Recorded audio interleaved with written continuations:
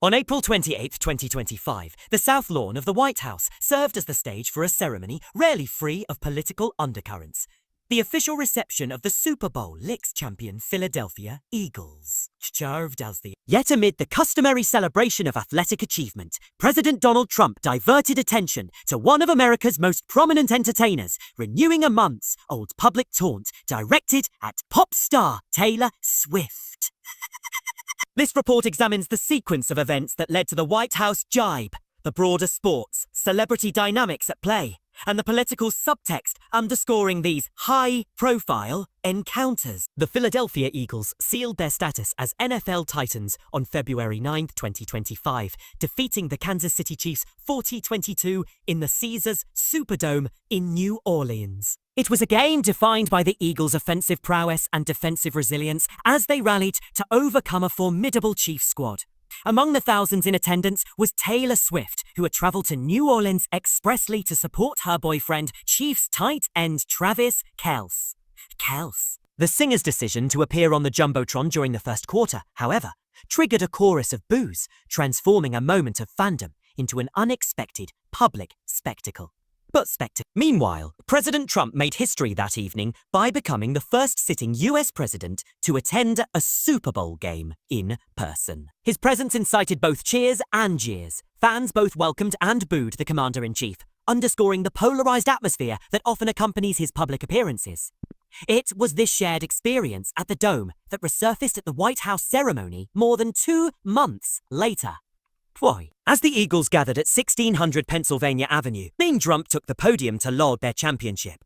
He praised running back Saquon Barkley's a historic season and quarterback Jalen Hurts' league-leading 32 touchdowns, framing their achievements as emblematic of American excellence. Yo, sir. Then, shifting tone, he recalled his attendance in New Orleans. I was there along with Taylor Swift.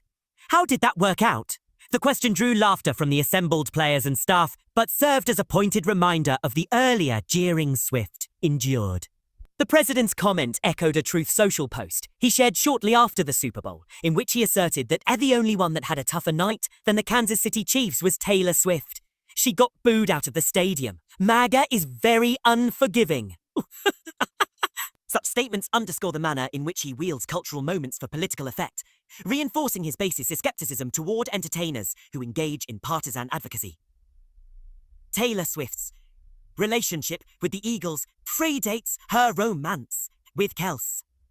During an October 2023 show at Lincoln Financial Field in Philadelphia, she affirmed her support for the team, citing her Pennsylvania roots, and clarified lyrics in her song A Gold Rush referencing an Eagles t-shirt as homage to the franchise rather than the British rock band. Her father, Scott Swift, is likewise an avowed Eagles fan. Yet since Swift and Kelce went public with their relationship, the couple have been seen donning Kansas City gear, aligning their loyalties with the Chiefs. This oscillation in allegiance did little to temper the political dimension of Swift's public persona. In October 22, she endorsed Vice President Kamala Harris on the eve of the midterm elections, prompting a strongly worded rebuke from President Trump on Truth Social.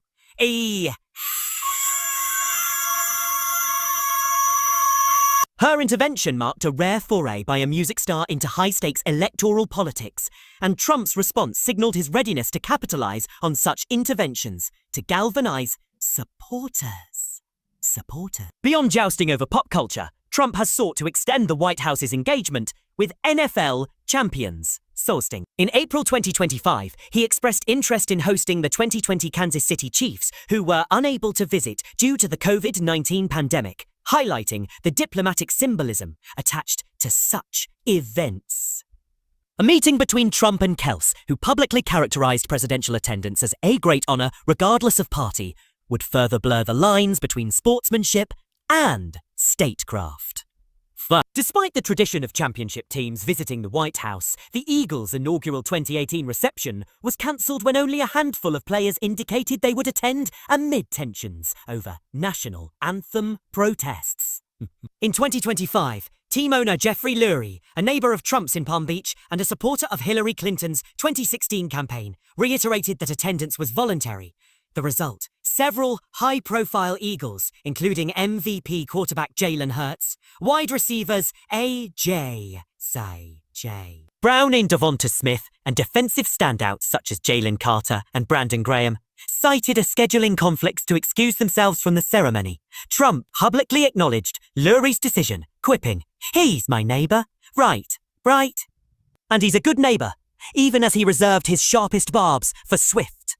This juxtaposition reveals a calculated approach. Extend overtures to politically opposed figures when it serves broader optics, while maintaining pointed critiques of those who challenge him in arenas outside of traditional political discourse.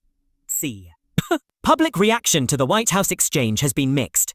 Some sports commentators view Trump's jibe as a cynical ploy to engage his base, employing Swift's celebrity as a proxy battleground.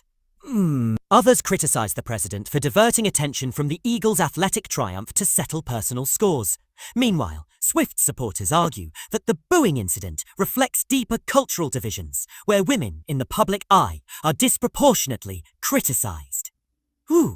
Criticized. Ultimately, the episode underscores the evolving interplay between sports, entertainment, and politics in contemporary America. Presidential involvement in championship ceremonies has long served as a unifying ritual, yet the injection of partisan commentary transforms these events into platforms for political signaling. As the Eagles departed the White House that afternoon, they left behind a scene that was as much about power dynamics and public perception as it was about gridiron glory. In scrutinizing the White House reception, it becomes clear that celebrity appearances, whether on a stadium jumbotron or at the presidential podium, carry weight beyond instant fame.